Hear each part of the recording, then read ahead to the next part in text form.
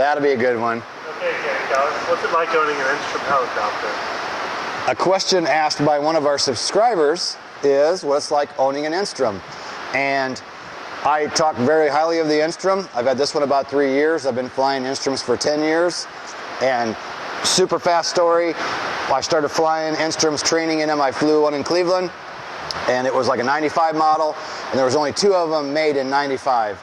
And the one that I flew didn't necessarily get all the proper maintenance that it should have gotten, and we were calling it the piece of shit Enstrom all the time. And when I came back home, the local place I went to work for had the other Enstrom made in the same year.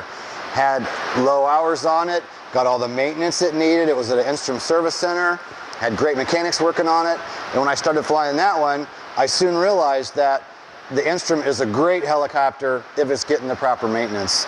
The problem is, like any aircraft, if you don't maintain it properly, you're going to have trouble. So since that time, that changed my total view on the Enstrom. I've had this one 3 years, like I said, and the Enstrom's a great helicopter. I've been lucky enough to train in all of them, the Schweitzer, the Robinson, a little bit of everything, and they're all great aircraft. I say this over and over again, but the Enstrom, for me, I like the heavy inertia rotor system. It can't be beat for the auto rotation. The auto rotation is just incredible. And now that I've had everything done to this one that I've felt like it needed and been able to keep things up on it, it's running better than it ever has since I've owned it. And it pretty much goes through inspection without too many problems. And I'm just thrilled to pieces to own such a great aircraft. So my opinion, owning an Enstrom is they're awesome helicopters if they're properly maintained.